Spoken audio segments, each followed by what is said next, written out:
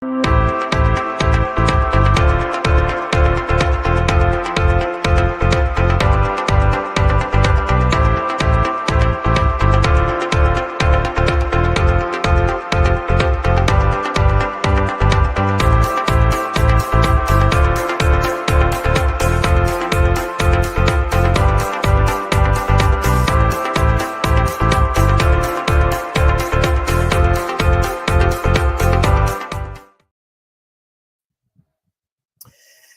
afternoon and welcome to TalkSports. It is our Saturday sports special.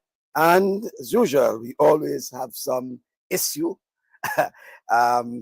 Not politics though, but sometimes it borders around, the sort of Caribbean politics. Nevertheless, just let me let you know that on today's program, we'll be looking at the recent surge in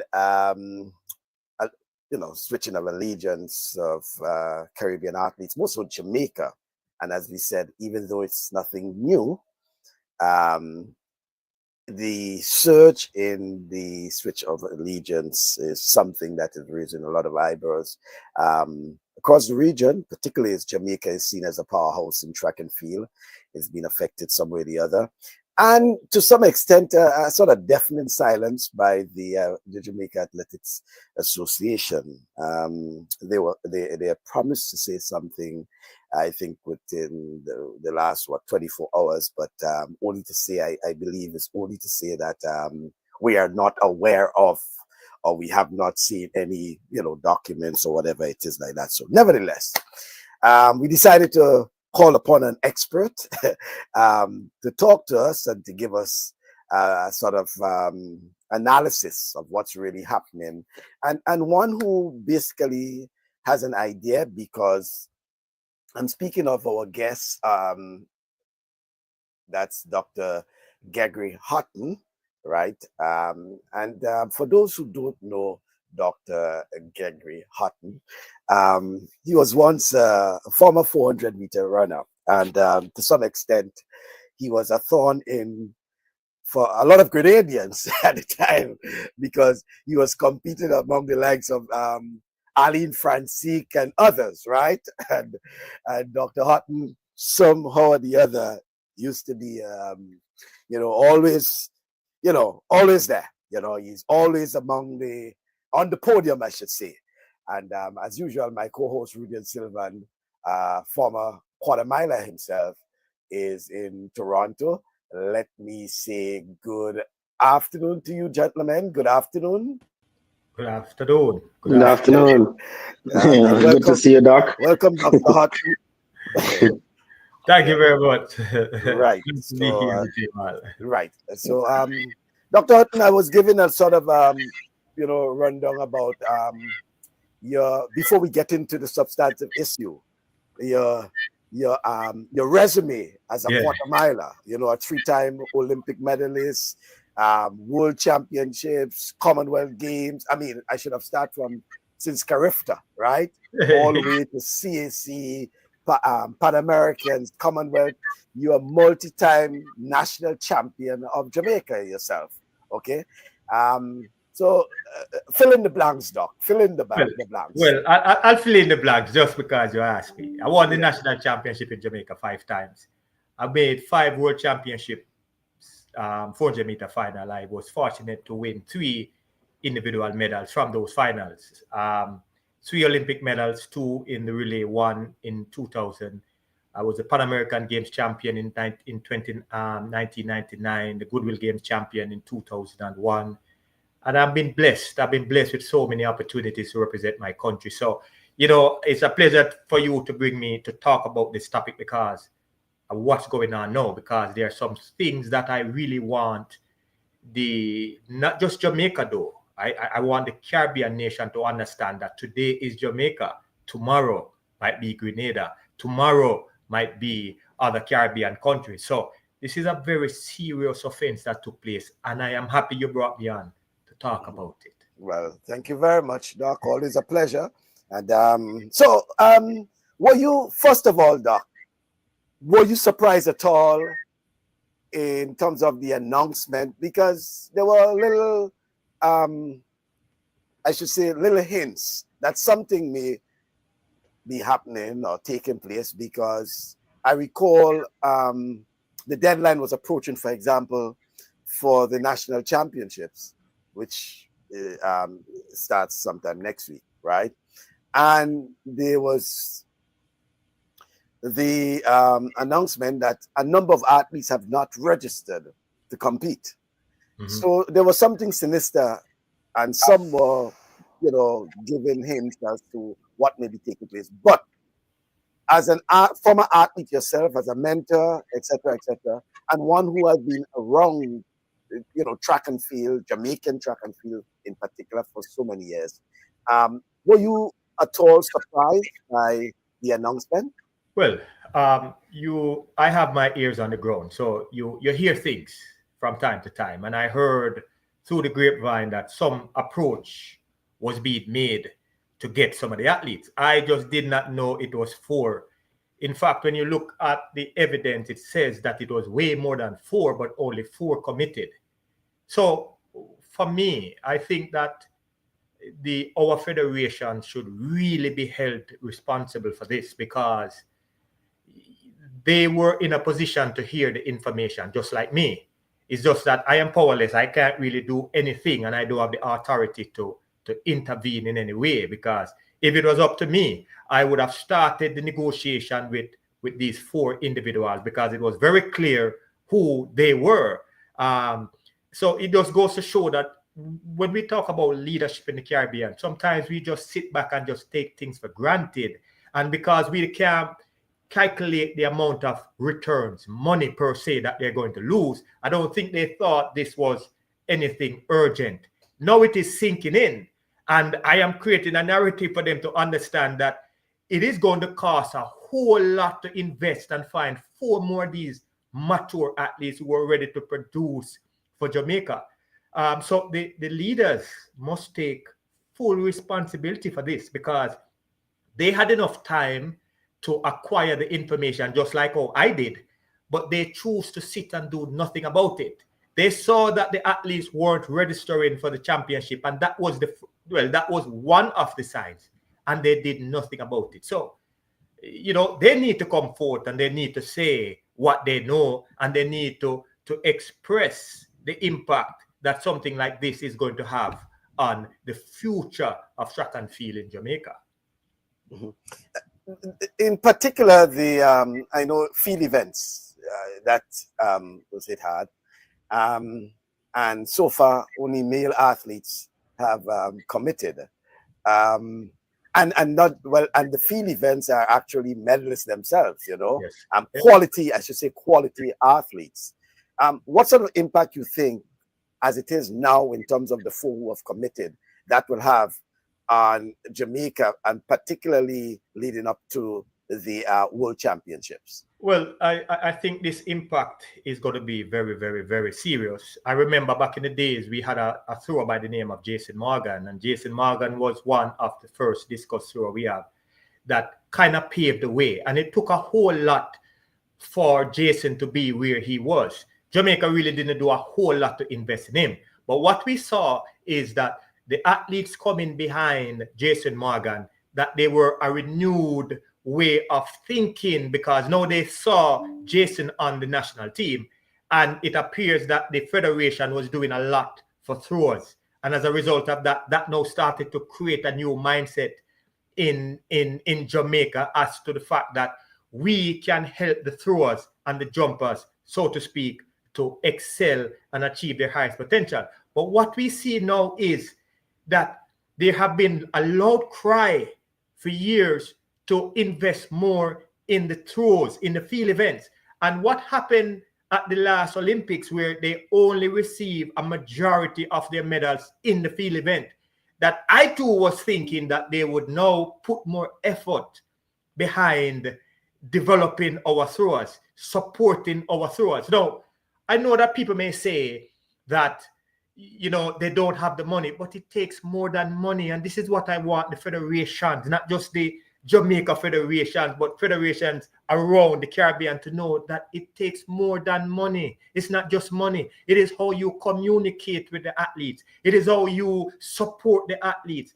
When the athletes feel that you're not there for them, that they're crying out, and you don't care about their pain, their struggles, their suffering, then any opportunity that presents itself to them, they are going to take it.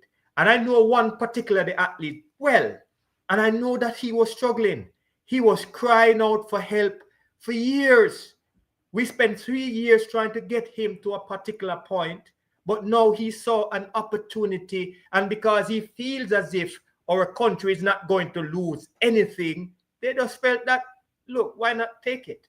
So I'm just saying here to say that the federation need to come out. They need to say something. I hope they are humble in terms of what they say, because the psychological impact that this will have on the future of track and field in Jamaica now is going to be vast. 4 of your medalists, you lose 4 medalists within a year. You know how much money it costs to get these athletes to be where they are, and Jamaica didn't put 20% of that money. So now they end up losing everything. And for me, it hurt me so much. I understand it from the guy's standpoint, but in terms of my country, I just hope that they can start showing more respect and more appreciation to the athletes who are sacrificing a lot to represent their country. Yeah. You mentioned Jason Daz, as we call him, and he was one and famously known for, crying and, and things like that. And he has been calling out for quite a while. Then the most recent would have been Asafa Powell, when he, came out and spoke about the whole issues. And there were folks who, as they said, that, was prepared to bury them, to bury him, I should say. But I think he was raising some of the issues you have been raising there now, some of the deep-rooted issues. Would you mind, expanding a bit on some of those issues that would have been affecting these athletes, some that we know on the surface and some probably deep-rooted? So, like Jason Morgan, I worked with Jason Morgan for years, so I know Jason Morgan's struggle inside and out. And I know that he wanted help. He got some of the help, but there were a lot more that they could have done. Now, when Asafa came out and he said that he was offered opportunities elsewhere, but he chose not to take it, I don't think a lot of people understood clearly what he was saying. And I'll try to break it down in this way. In my country, we believe that because we have talented athletes, that we will always produce talented athletes. What they're not telling you is how much it costs to produce these athletes. And what they're not telling you is that our federations are not putting up 10% of what it takes. It is somebody else, whether it is the Old Boys Association from the high school, or whether it's the Stephen Francis group and people going out seeking individual sponsorship. They are the ones putting up the money. So because of that, we are willing to allow young developing athletes to go by the wayside.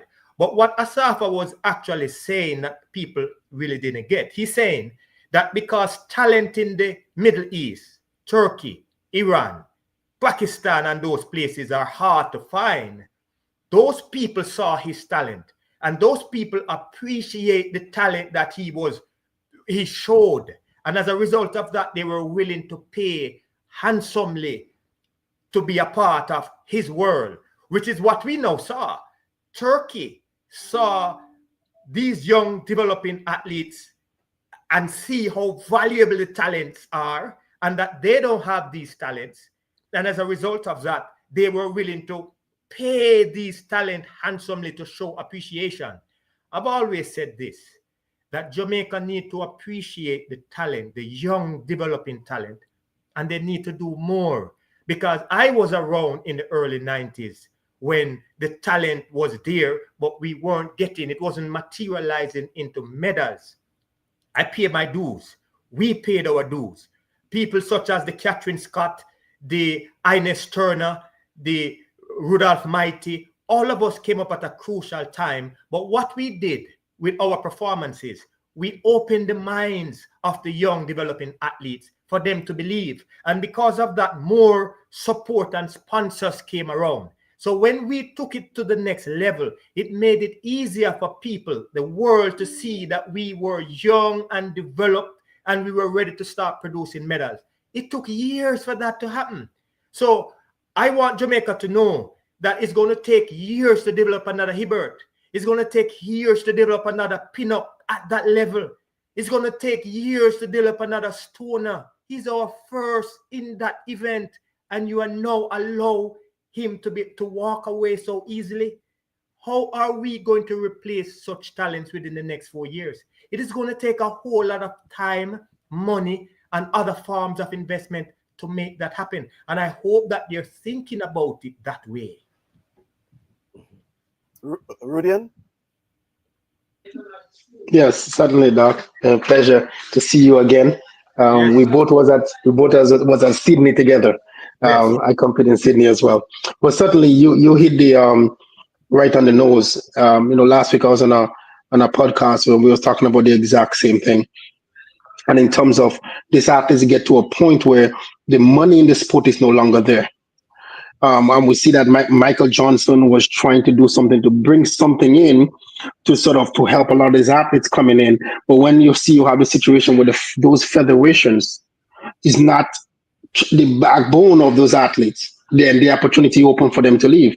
And when Asafo said what he said, it was more what I take from it, that there was a loyalty from him for country.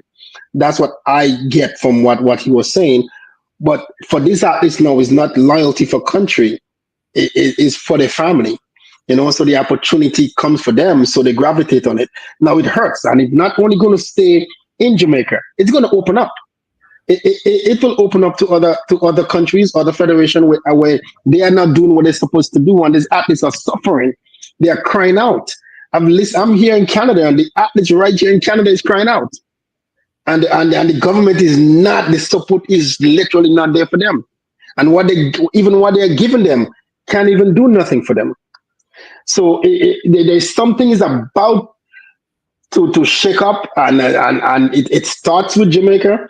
But if they're not careful, we're going to lose a lot of athletes to a lot of these countries, and we see it for money. We see in football where Cristiano Ronaldo, he went all the way in the Middle East to play because they paid him handsomely.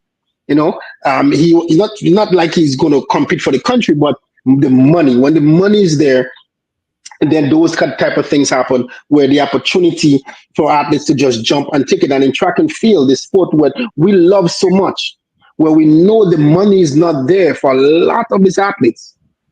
It certainly is a struggle. So seeing what happening now is not a surprise, but I am fearful that a lot of other federation will be in this situation in the near future. Well, Silver, I want to create a narrative, because you say something and it's a narrative that I don't believe it. I don't believe that the money is not there, because if the money was not there, the money wouldn't have been there when Usain Bolt came around.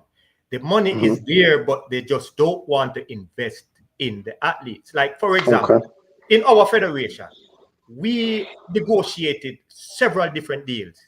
We don't know how much was negotiated. We don't know how long the contract is going to last, but we know that money is coming in. And there are people that have been talking about transparency to say that it is the athletes that they are investing in, whoever shoe company, or they're invested in the athlete. And that money must be used to develop the next set of athletes. And when the performances are great, people will pay, right? But if we say the money is not there, when we see that these guys are getting the money, they're signing the agreement, we just can't see where the money is being used to make the athletes better. And that is my problem, because if you want great performances, you have to invest in the athletes. And by investing in the athletes, then the product around the world will be better, right? And then the performances will be better. And then they now can see a better way to make some more money, and they bring back the money into track and field. But the money is there. It's just that they see that they can exploit the situation. And as a result of that, they're just doing that. for me, I've always said to my country, where are the programs that can help to develop the athletes? If you want to produce more Usain Bolts and more Shelley and Fraser, then you can't wait for somebody else to run out and invest. Now look at it. Turkey was willing to spend that amount of money, knowing that these athletes cannot perform next year or the year after that. But they were still willing to do it because they wanted association with the talent, because they know that even if they only get 25% return on their investment, that 25% can go a very far way. And I am saying that our federation need to do more to develop the athletes, and they also need to do more to sustain what they have with the developed athletes. I want to give you a better scenario, because when we use the term that there is no money there, let's look at a father who don't have a lot of money, but he can support his children in different ways. He can talk with them, he can encourage them, he can do things with them, right? The federations, they are not willing to do those things. So the athletes can say, look, I know my federation don't have the money, but they reach out to me, they guide me, they assist me, they support me. That would make it more difficult for the athletes to want to seek opportunity elsewhere. They're seeking opportunity elsewhere because they know that the money is coming in, but they just can't see where the money is going to help them. And as a result of that, it now forces you to survive, to think about yourself in the moment. And that is why I empathize with the athletes who made the decision to do that. Because I'm saying that if we had a system of support there, and then the athletes decide to do that, then we can go all out to criticize the athletes. But when you know that the system is not there, and you know that they're capable of putting in a system there, and they choose not to do it, then you can't blame the person now to try to survive for themselves and their family. Here's a question. Here's a scenario in terms of that. Now you have whenever there's the World Championship come about this country, when the Olympics come about this country, so in certain areas they're representing the country, and so isn't it the same thing in track and field, where you have basketball players leave and go other places and play for clubs, and it's about they leave, they go to China, they go to all these other places and play, and is that where you see this is taking place now? That this country maybe might bring some athletes in, not necessarily to be a part of the federation, but to pay them some money to be there, that can maybe develop their athletes to an extent and bring them in, so that because that type of money, who will say no to that type of money in this time? I'm just saying upfront, from not doing absolutely nothing, they haven't done nothing, and that type of money is coming up front. A lot of athletes today, we would say yes to that. Let me give you an example, Sylvan, because I remember in 2000 when our federation, the JOA at the time, that they were utilizing some of the services of the athletes like myself, and I would go around the country, the island at the time, and I would do some of the raffling, and I would just try to support them, right? So they were making a lot of money doing that, because you know how the money thing goes, right? Yeah. They were utilizing my services and others to promote track and field for them. They made a lot of money. They didn't pay me one dime, right? I wouldn't do that now. But what I'm saying is this, that if I'm going to pay somebody, let's say 500,000, then I am going to want services outside of only representing my country. I would want to bring those athletes in. I would want to parade them around the areas that I want to develop. I would have them communicate with the young developing athletes. I would want them to show them some of the talents and some of the techniques to be better, right? Because it shows that they were successful. Our federation have all of us. They have a Dr. Gregory Haughton. They never call on me once to assist them. You have a Sandy Richard, you have a Dion Hemmings, you have a whole lot of athletes who can contribute a whole lot. I don't need their money, so I'm just saying that, but there are other athletes out there who would love to be a part of a system that helps them, but they decide not to do it. So when you have young athletes like these who are doing well, they're not our federations, they are not even utilizing these young talents to educate some of the development parents. So it goes to show that either they just don't know or they either just don't care. And that is why when I talk, I'm saying you can have specialists in the era like myself who were willing to share ideas with them for free, yet still they don't want it. So are they the expert? If they were that much of an expert, they wouldn't allow 4 top-tier athletes to walk away like that without putting up a fight, without even trying to negotiate. That's crazy. Yeah, and the deafening silence from them, I think, is what a lot of folks are sort of surprised about. They basically pleaded ignorance to the athletes' exodus, as they will say. Some comments coming in there, Doc. Quincy is saying, my issue with all of this is why the Jamaican government and the J3As didn't take a similar path like what NU's Grenada and St. Lucia did by rewarding those, and I think you're referring to athletes, after they won medals, for example, a house, land, and even money. And he said Asafa was right. Okay. He also went on to say, well, this question, why an Olympic bronze medalist is competing without a sponsor makes no sense. And why the J3As is hush-hush about the Adidas deal. You want me to answer them or you just... Well, Doc, we are outside. We are Grenadians.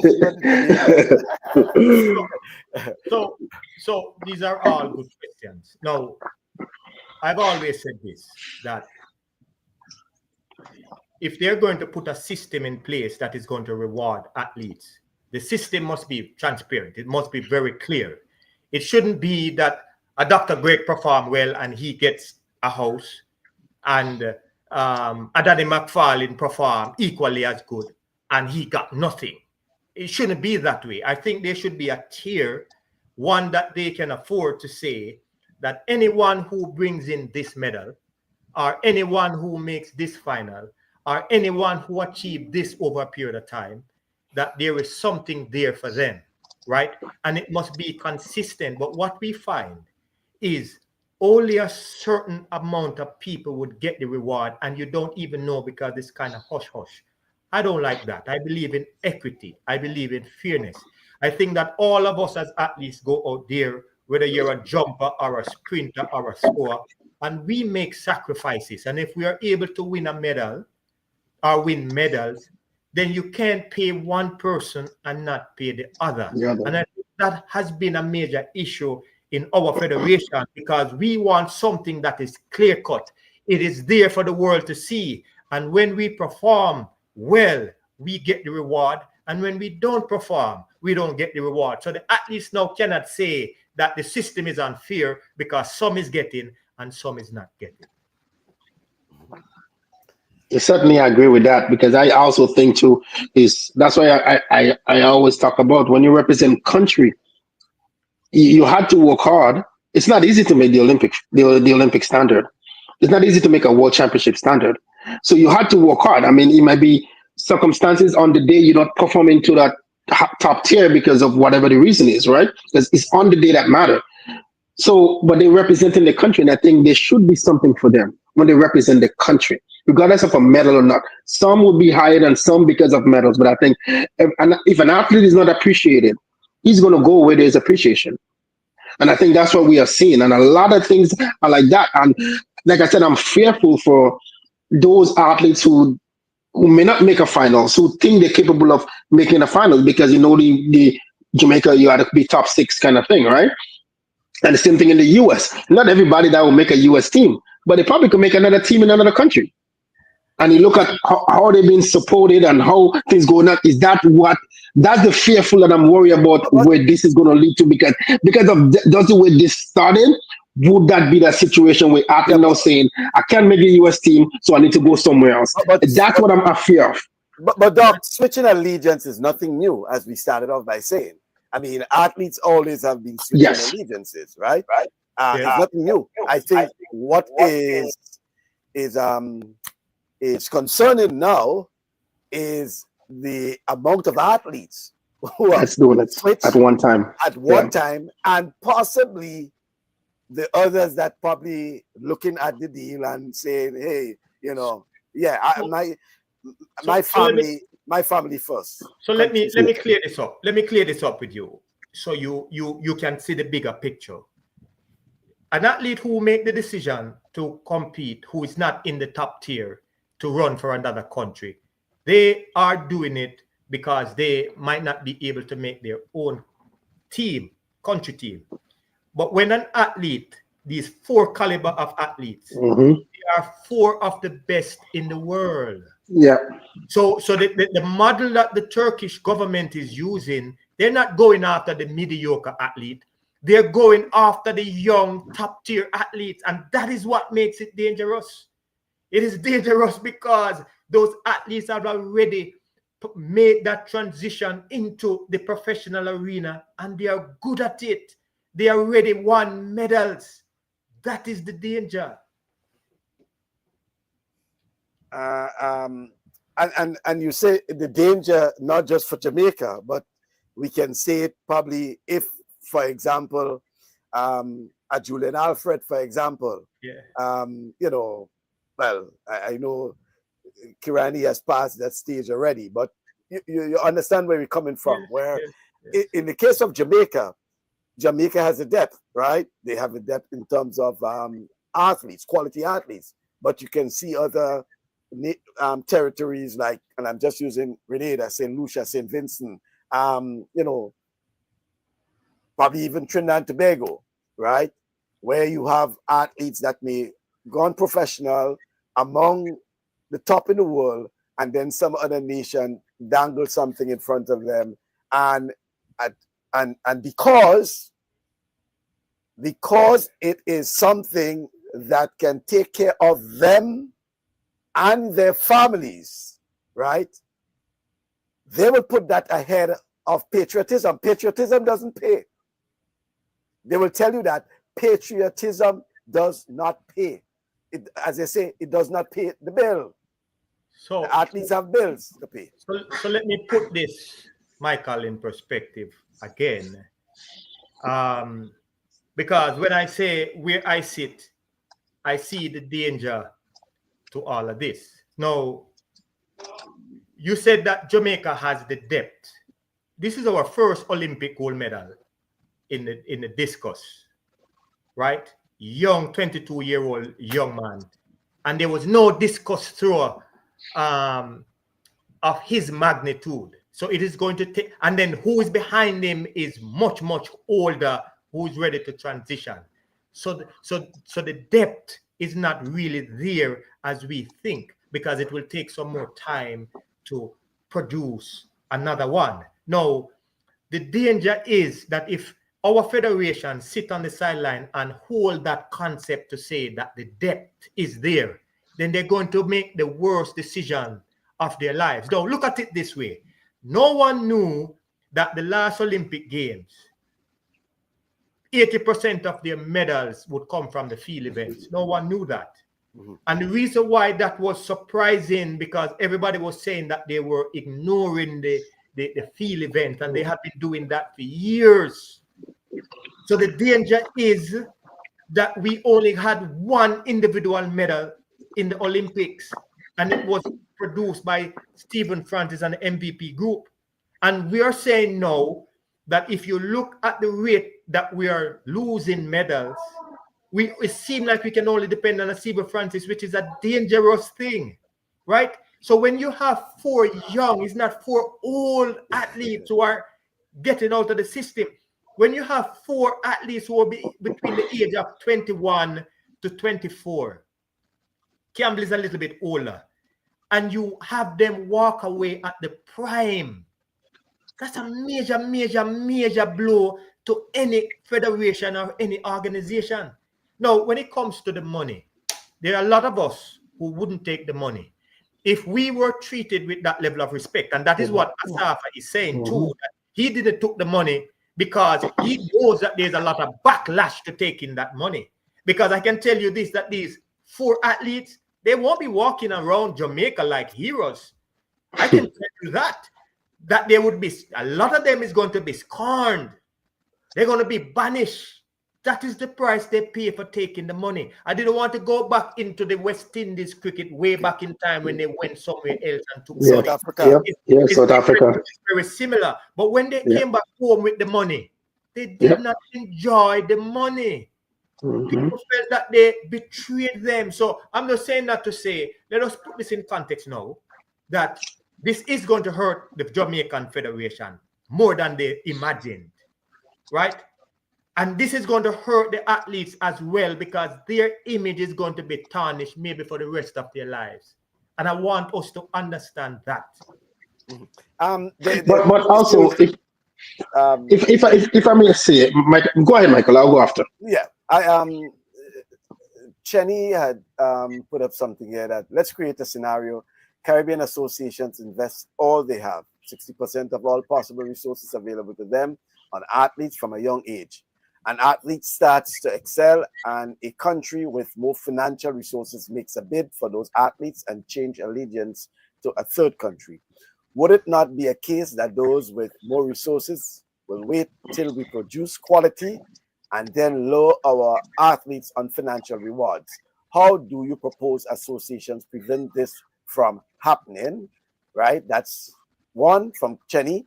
And then the other follow-up will be, Quincy is saying, and then they can start targeting junior athletes. So we look at the lowering of our athletes if the associations do not have things in place, and whether or not you believe they may start targeting junior athletes.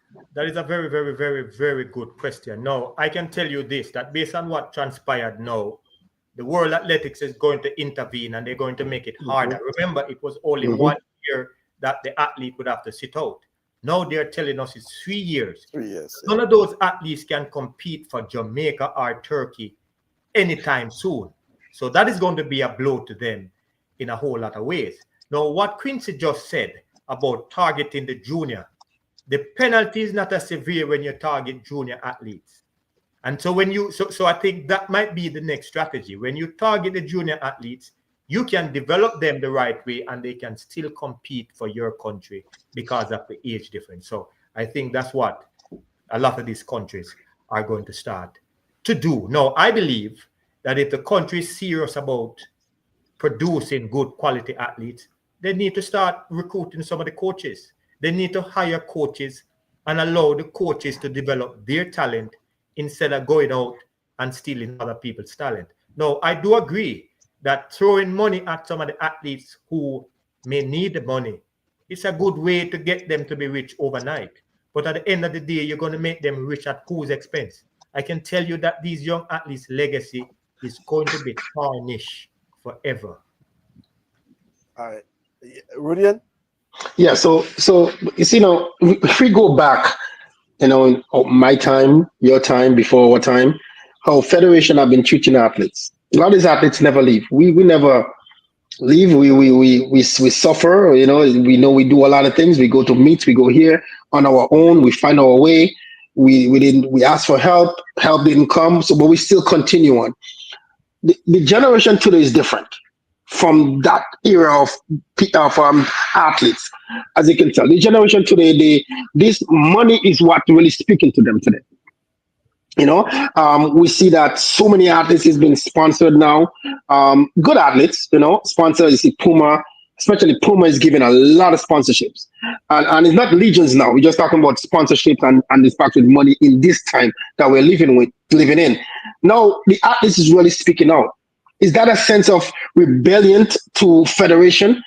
Yes, we are talking about Jamaica, that they have been reaching out to them. They have been reaching out to the federation, and nothing. Everything come out from them. They've been suffering in a sense to get where they are now, and then now where they are now, here come the federation running, want to get some of the glory. Is that something that we, like I also say, has been a little scary because of this time that we're living in? That this generation now, the social media, the everything now change a lot of these things. Is that what we head into?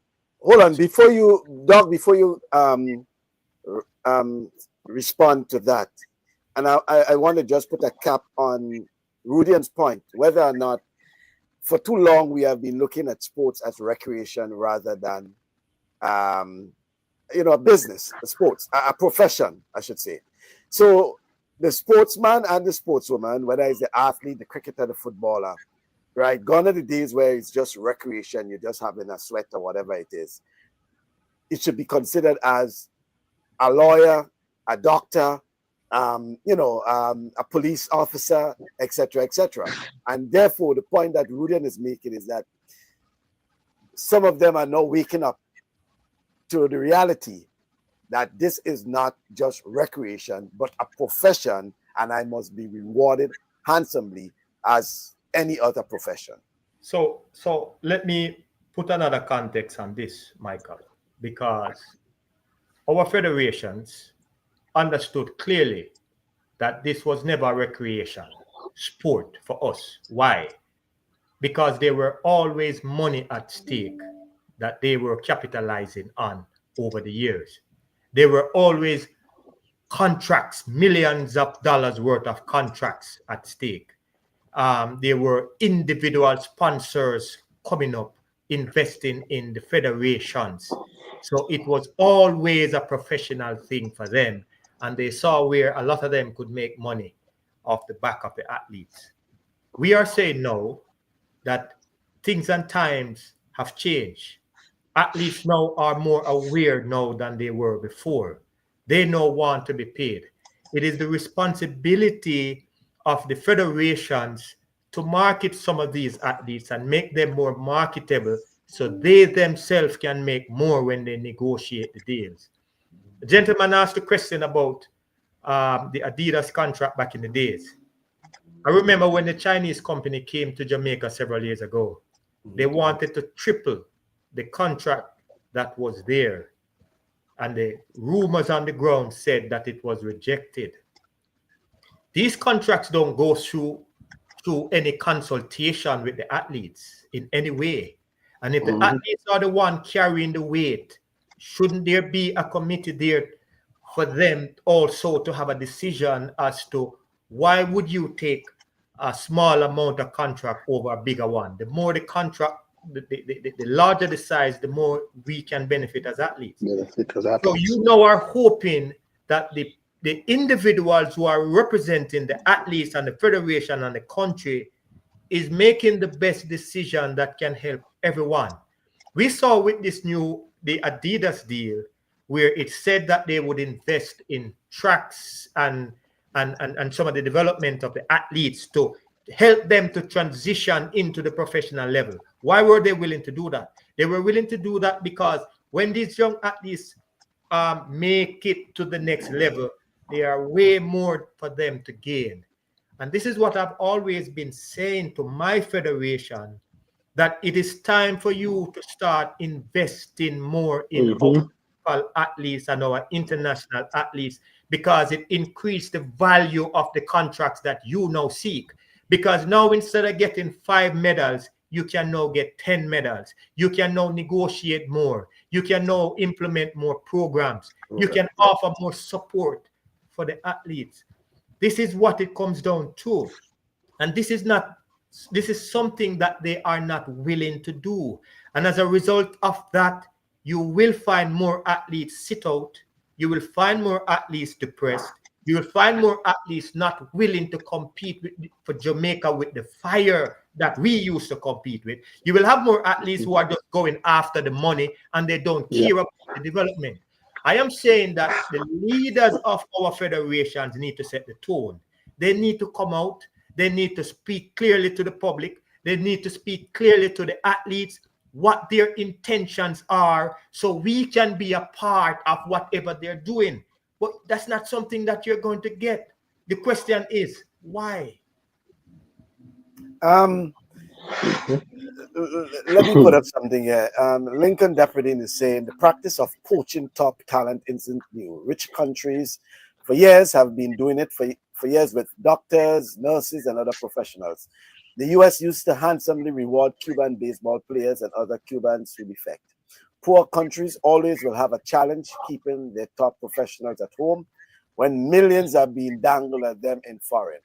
Only a few world-class athletes like the Cuban Stevenson and Brazil's Pele refuse bait and remain at home. Doc, any idea, just for our listeners, probably what those contracts entails? We heard about the $500,000, but I'm certain it's not only that. You have any word on the ground what those contracts entail? Yes, but I can't substantiate anything. You see the numbers.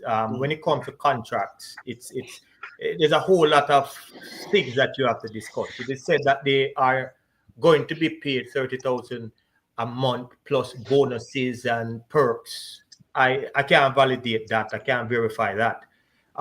If that's the case, that's a lot of money that they're going to get. We don't know what are the things that are tied to the contract in terms of, if they're going to get it over that period of time, how much, why, and so on. So we really don't know.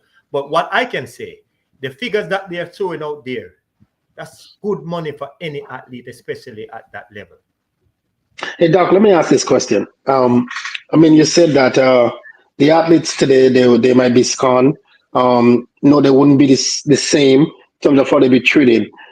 Like we remember, when the West Indies players went to South Africa. I wasn't there, but then I hear the story, of what happened. When they come back, they were banned for life, and those things. And like I said, they never get to enjoy the money. You think it will be the same now in this time we're living in? You think some people may understand if there is more clarity from the athletes, if they, if people might get that feeling that, I do understand, and if it was me, I would have done the same. Like, we're in a different time today as it was then. So, if you look at the history of the West Indies, the little man on the road, he understood clearly the West Indies players had to go through and why he did what he did. But if you look at the elites are the ones who really never forgave them. The elites are the ones who kind of banish them. And I'm saying that these four athletes that just switch, that they're going to hurt the elites tremendously, because the monies that would come from their performances for the next 3 years, that money is not going to be there anymore. So that is going to make the elites really furious, right?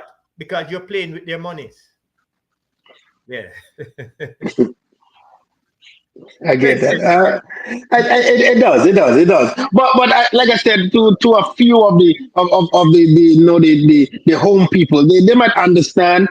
And again, like I look at it as we're in a different time now. Like, the social media do change things.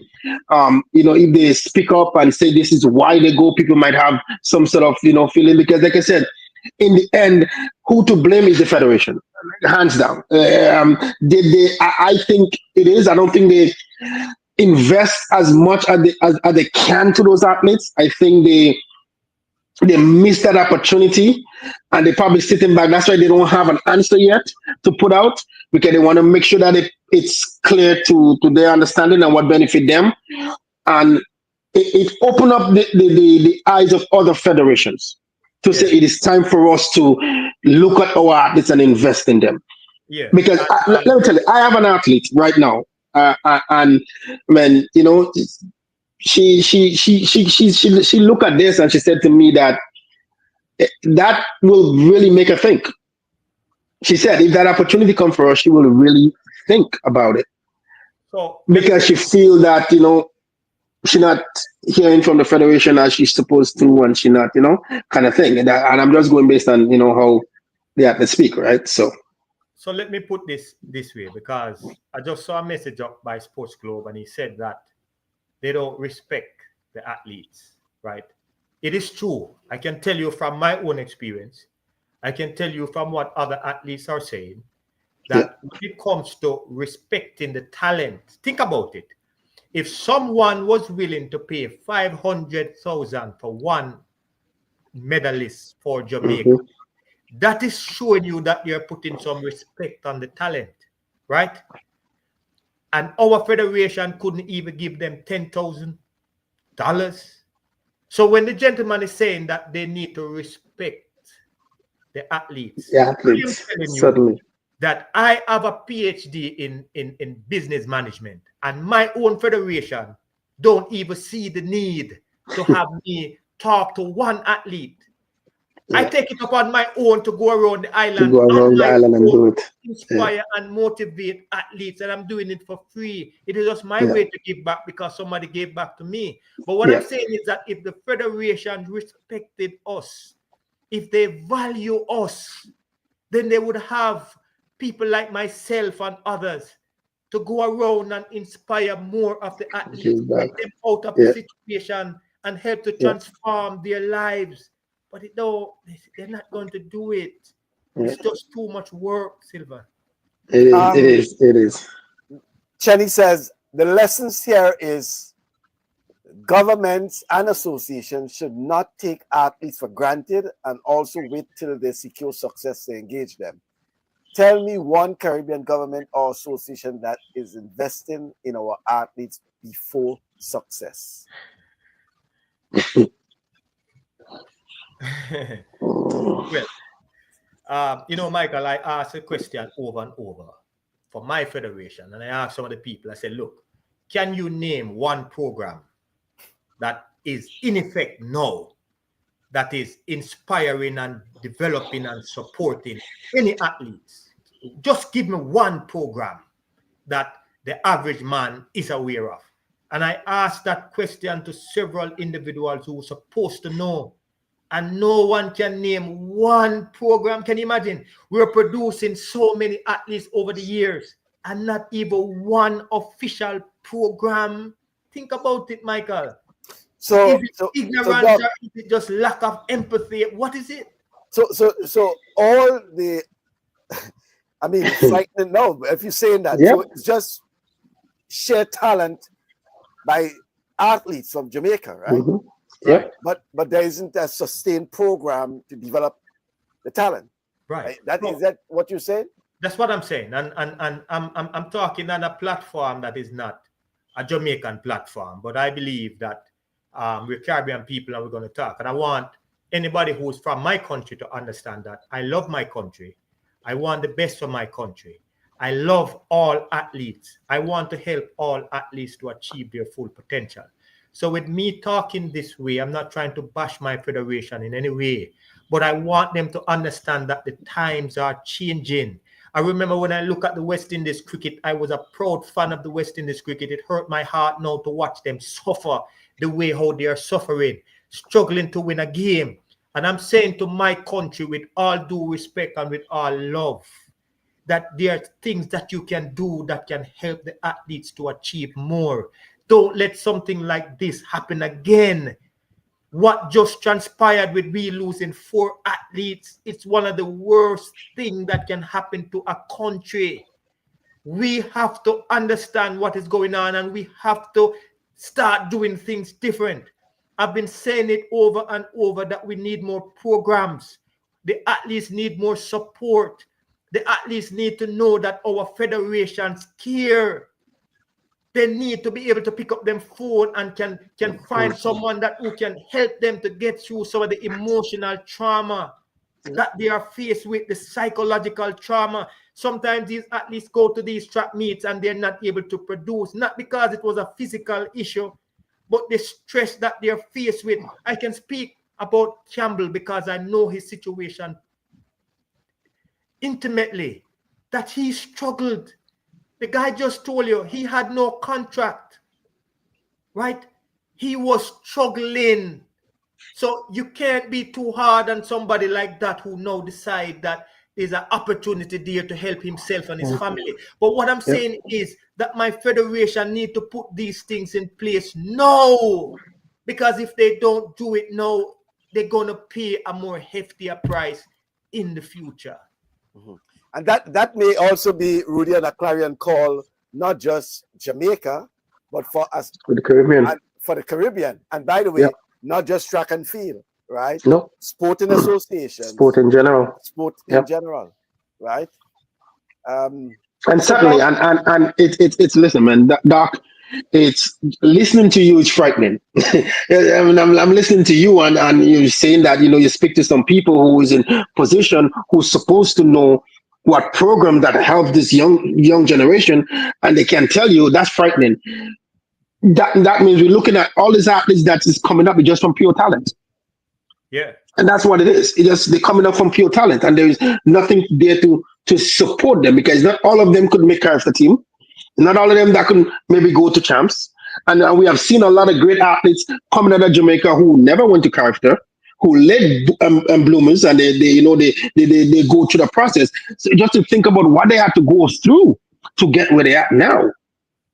Silvan, let me tell you this. Let me tell you this, and this is, I didn't read this out of a book. Nobody told me this. I went to Jamaica about 4 years in a row, and I went to schools, different schools, and I wanted to see for myself what is going on in these schools. Why some of these athletes are not able to make it. I see some of these athletes and the programs for the school, they're being creative. They're raising chicken, they're doing their own thing, and they're doing it to help the athletes. I see one particular school had a cafeteria, and whatever they earned from the cafeteria, it went all back into sports. It funded the entire sport department. So you name the sport in that school, that's what they did. And I sat down with a whole lot of the athletes, especially the female athletes, and I can tell you what is going on in their minds. I'm telling you that the information that I have, if our federations are serious, they would take this information and they would use it to make changes. Because I am telling you this, with the social media coming in now, causing some of these athletes to live a false sense of reality. I am saying that we are going to lose a whole lot more talented athletes because the issues that they are faced with, it is so overwhelming. They don't know how to cope. And when I talk about support and support programs, I am saying that once we identify the talents through the boys and the girls championship, that we must have programs in place to help these young athletes. I'm telling you, they need it. When I hear the stories, I go home and I can't believe it.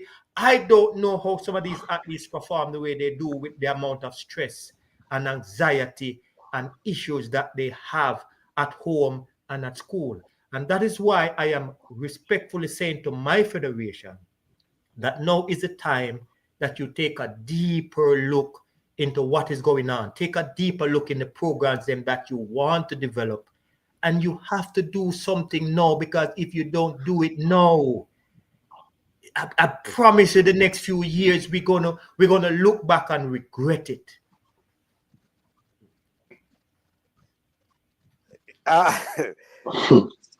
Doc, very I don't want to say inspiring, but I mean, touching indeed. I mean, and for one who is, who have experienced it yourself, because you have been in the, you have been in the terrain, you as an athlete yourself then, and even at that time, the sort of money that is on display now, that sort of money wasn't around for your time, I would say. And you were running basically for love of country then, I would say, now it's a different era altogether. And some people will say that, and I heard it in some of the comments. I read it rather in some of the comments, patriotism is dead, it's all about survival for those athletes, even the coaches, and things like that. So it's part of their survival. That's what they do. When they get up in the morning, it's all about, that's their job, right? While we going, doing an 8 to 4 job, these athletes may be doing a 12-hour job per se, because it's about training, it's about competing, and all these sort of things, I don't believe that patriotism is dead. What the gentleman said is that our federations need to respect us more. They need to make decisions that include us. what they don't do is they don't communicate with us like we are human beings. They do whatever they want, and then we have to accept it. And because of that, there is a strained relationship between the athletes and the federation. I am saying that it is time for the federation to acknowledge that they are where they are because of the hard work of the athletes.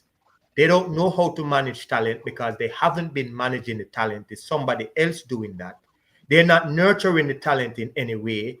The athletes are coming to the table, they're performing, and the rewards are being received by the members, the leaders in the federation. And because of that, there is a lack of empathy to what the athletes are going through.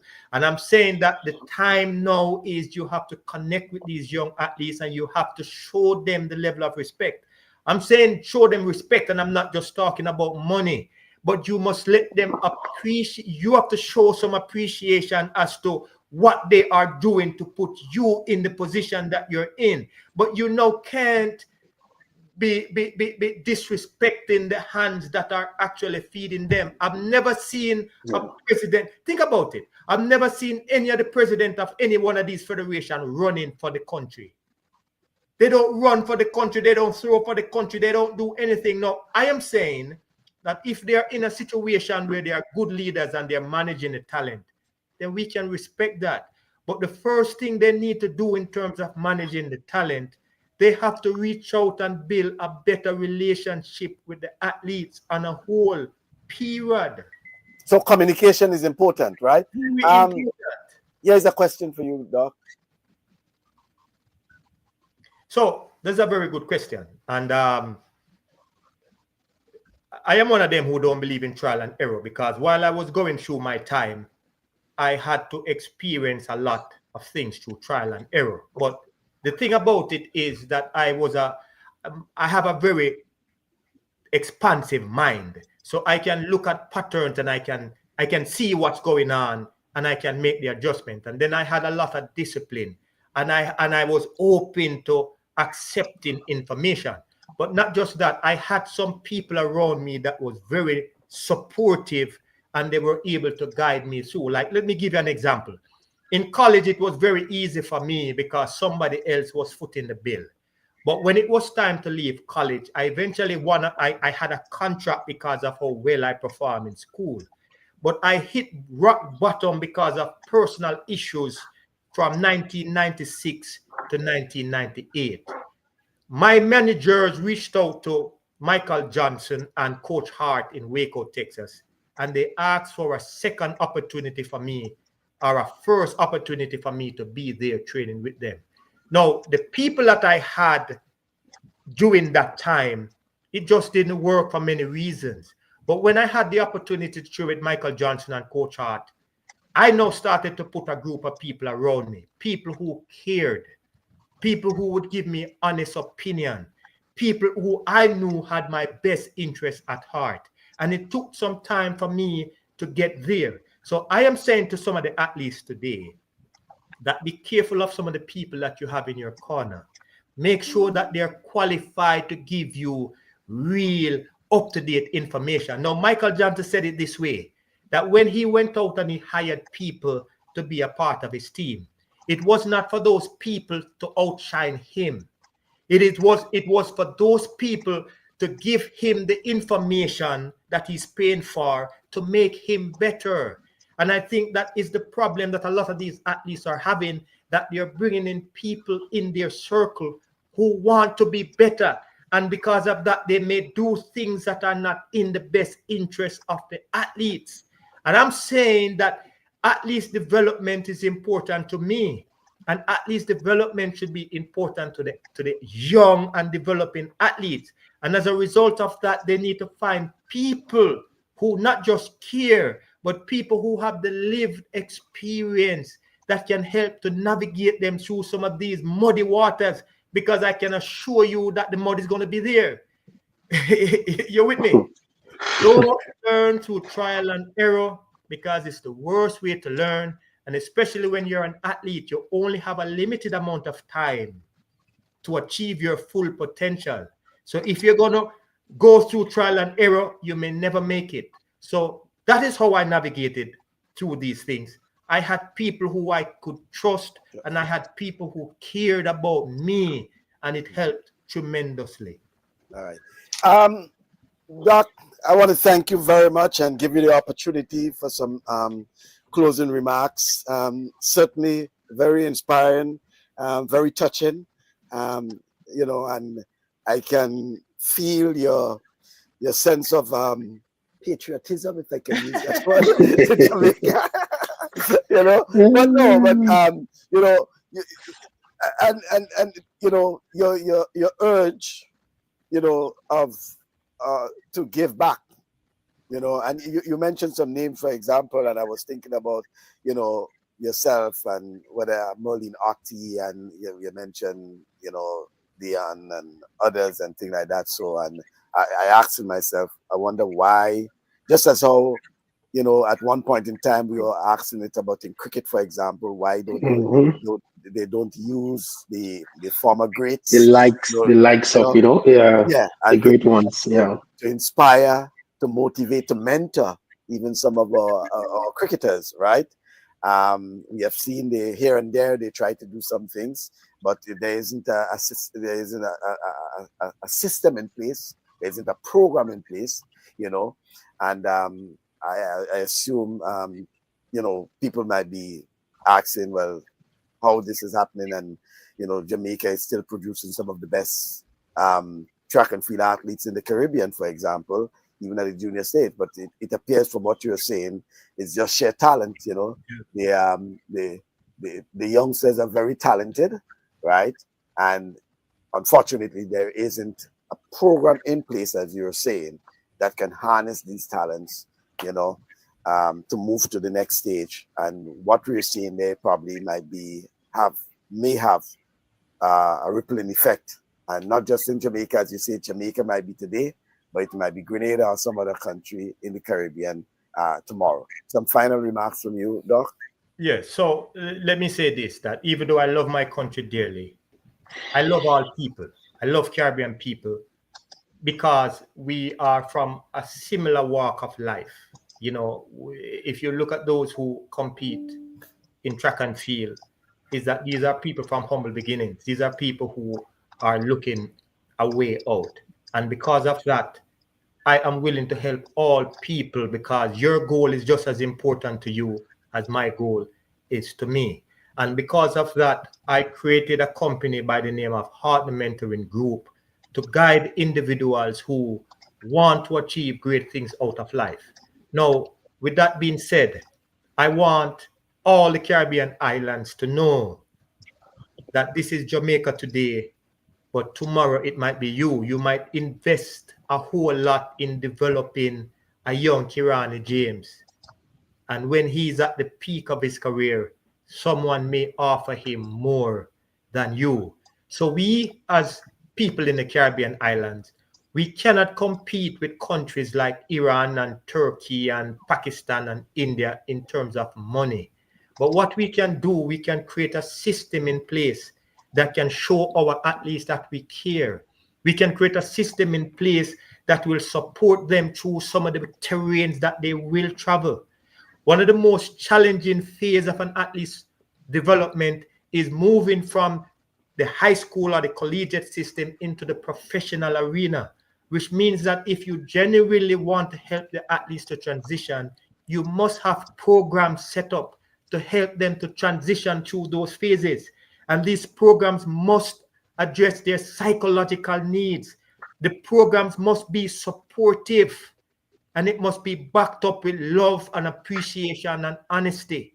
So if you can't get it from your federation, then I suggest that you allow Haughton Mentoring Group to lead and guide you along the way. Because one of the ways that I was able to overcome my challenging situation, I never had my country in mind as the primary means to get me to where I wanted to go. As athletes, it is your primary duty to find people who can help you to be the best version of yourself. And you need to put those people to work on your behalf. So for me, I will never ever blame my federation for anything. They are doing what they need to do to survive. And I know that I must do what I must do to survive. unfortunate that these young athletes now decided to walk away from their country for a better pasture, for a better opportunity, when our country is in a position to do more for the athletes. Thank you all for listening. I wish you all the best.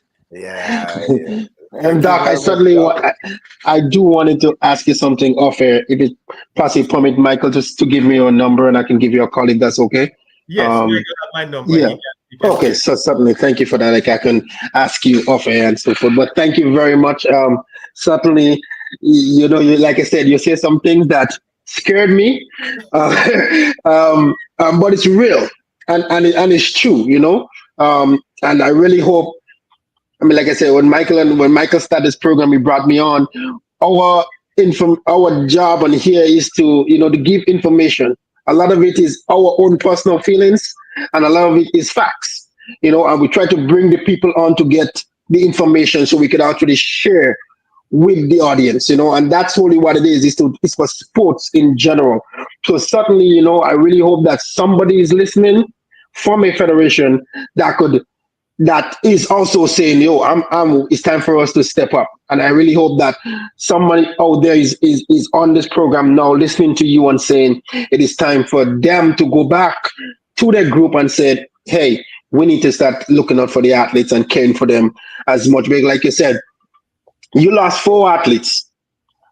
Now that's 4 payment that's for your pocket. So if you really care about your pocket, then you have to care about the athletes because they're the one bringing in the bread for you. It is time for you to start utilizing them. And that's really what it is. So certainly, thank you very much, man. You're welcome. You're welcome. And thanks for having me, Michael. I appreciate it. All right. You're always welcome. Thank you very much, Doc. Bye-bye. Okay, then. All right. Folks, Dr. Gregory Haughton, wow. Former Jamaican athlete, he 3 times, I should say, 3-time Olympic medalist. And, the dog gave us a lot to think about. And it certainly did. Yeah. But Ruben, and I know folks might be saying that, hey, that's Jamaica, blah, blah, blah. But it's something that we should, and it's not just track and field. Right? Yes, we do know, and as Toro was saying earlier, and we have said it too, switching allegiance is nothing new. Right? Yep. Luring sportsmen and sportswomen from other countries is nothing new. It's like with the Cuban, the baseball players and things like that. A lot of the Cuban baseball players, they always defect, to other countries. And things like that. Yeah. So we have a lot of Cubans, for example, athletes who compete for Italy, right? Yeah. And look at the African nations. Look how much of them is competing for other couries. It's suddenly Hassan, and we see that, and Qatar and Australia and those other places, right? Yeah. So it's nothing new.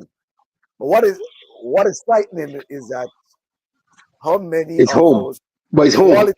And then he's sitting home. And it's home. Right? It's home. It's home. How many of these quality athletes have decided, hey, no, I need to move? But the warning signs were there. Because when about a month or 2 ago, Asafa made that, But then here's the thing, Mike. We say everybody was about to hang him. Hang him, but it's 3 years for the Olympics. It is 3 years to the Olympics. Well, yeah. So it's an Olympic cycle. I think it's well calculated too. It's well calculated. So these guys in them are in their position to represent that particular country during the Olympics. Yeah.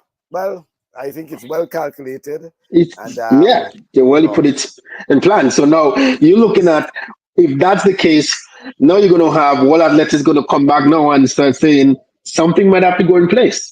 They might try to put some things in place to avoid, these things happening, especially when it comes to money and it's in public. It's not like money that's hiding under the table. It's money that we see what they are doing. It's Yeah. out there in public, and that is something that, Right. yeah. Our good friend Chenny Joseph is saying, Mike, your best guess in recent times after President Sands, that's Mike Sands, is going to Yeah. And then he says, Mike and Rudian, maybe it's time to have a few associations presidents as a follow-up to today's discussion. That's always welcome. But listen, as Yeah. Chenny is there, I want to take an issue with Chenny because it has to do with the St. David's FC and an issue related to the use of the Lassages playing field, right? So there's been a social media, back and forth. Sorry, I shouldn't say back and forth. Social media, rant, as I would say, regarding the St. David's Football Club and the use of the Lassages playing field possibly as a home ground, right? Chenny, while I understand the concern regarding the use of the playing field, one must also consider that for a lot of years, cricket and to an extent track and field have been the mainstay of St. David's, right? Cricket first, then track and field of recent. Cricket has been big. So to the point where even at one stage there wasn't even a goal post at the Lassages playing field, right? Because basically it's cricket, track and field. But of recent, St. David's have been doing well in terms of football, etc., and that's good. So what I'm saying, there must be a transition, and people have to understand that there had to be a transition. And in addition to that, there must be dialogue and there must be communication. Because one of the persons who have been writing about it on social media is actually a member of the association, the Grenada Football Association. And therefore, that person has a foot inside already, because the association has to be communicating with either the Ministry of Sports or the Parish Sports Council, whoever it is that's responsible for the playing fields in the parish, right? But there must be dialogue, there must be communication.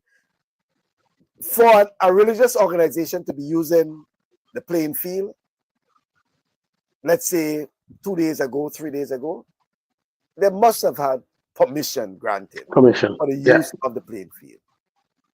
And therefore, if there's communication between the Football Association and the ministry or whoever it is that's, sanction, coordinating it, they must know, well, okay, the field is not available for X day because permission has been granted, or the field will not be available because we already have a football match schedule for there. There must be this sort of communication. And I don't think, to be honest with you, sometimes, while we go to social media, I don't think social media is the forum or the platform to ventilate those issues when the person who's actually ventilating it is a member of the Football Association. So you should take that up with the person who is responsible at the association level, first of all, because there's someone who is responsible for scheduling and all these sort of things, and who's probably in dialogue with the ministry, etc., etc. Take it up with them. What is the problem? Why it is St. David FC cannot have the ground available for the football games or whatever it is like that? So, but let's see. But also, most of the things have been scheduled already. So if you have a schedule, it means you have a permit. And if that's the case, that means there is some, disconnection between permits and the football game, or something between both parties, between football and the ministry. Because the ministry have to give you the permit to use the field. So there have to be some miscommunication there. Yeah. Chenny says, Mike, your statement here may not be accurate about the absence of goalposts and lasages. Chenny, no. I'm not saying. I'm saying there once upon a time, right? No, there once upon a time there wasn't. You know, sometimes either they take it down or whatever it is like that. So once upon a time, I remember using the lasages playing field a few years ago for when my grandma was alive. They also rest in peace. And we wrote to the Ministry of Sports and got, because the date we wanted initially, we could not have get it. And then they told us, this date is available. And here are the conditions for the use of the playing field, etc., etc. Chenny, that time there was no goalpost. I'm telling you that. The times there are goalposts, there's times I don't know. But I'm making the point that, you know, traditionally, cricket has been the mainstay of St. David's. Then came track and field. And I'm saying not, and it's good for football, It's good for football. Because in fact, St. David's FC is now in the Premier League. So by virtue of that, you have at least 3 major sporting events now battling for the main playing field in St. David, which is the largest playing field. However, you have other playing fields, right? You have other playing fields, and it's all well and good. And I want to congratulate St. David's FC. My thing is that there should be dialogue in terms of the use of the lasages playing field, which is the major playing field in the parish, and how all 3 sporting disciplines can coexist, right? Because cricket is not played every day.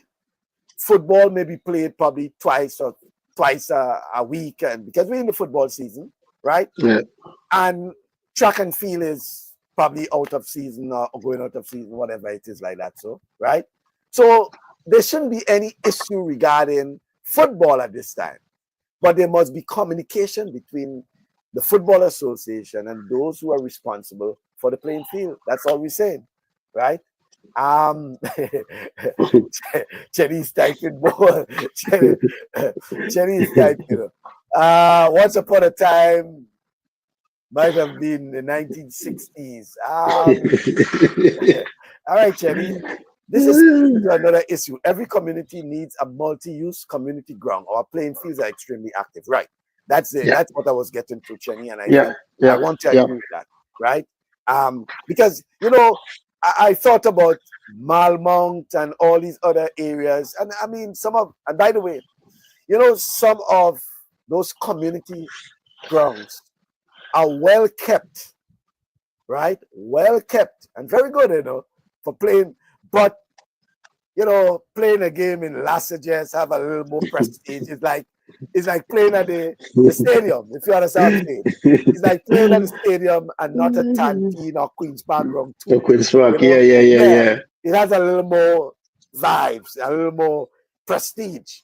But some of the other community grounds are well kept and good for that. So I you know, point well taken. Sorry, Roger. That's Roger. That's Roger. Yeah. That's Roger. Chenny said, anyhow, that post wouldn't stop our brotherhood. No one, including the politicians. Yes, anyway, that's true. Yeah, that's true, Chenny. But no, good point, Roger. And I think that's the point I was trying to make about the grounds, right? And the communication. Communication. Right? I think that's what's lacking. The communication. Yeah. Communication, and that was making things bad. And as we just had a big conversation, and that's what it was. No, the communication is not there. No transparency. No. Yeah, right. Yeah. Mike, to avoid any pointing of fingers, the GFA should have provided a schedule of its fixtures for the season. Right. That's what I'm saying. Yeah. Right. Yeah. And there should be some. Well, I don't know for now, but I know when Chenny was president, there was someone who is responsible. There's someone for scheduling. There's someone who is, I think, on the executive, an executive member whose responsibility also is scheduling. It might have been a vice president or someone, right, or a director, and their job is to communicate with the ministry, well, whoever it is that's in charge of fields now, right? In terms of so they will have their schedule, and in case of, for example, if you have to reschedule matches, all these sort of things, because suddenly you can have disruption to the weather, this one. Yeah.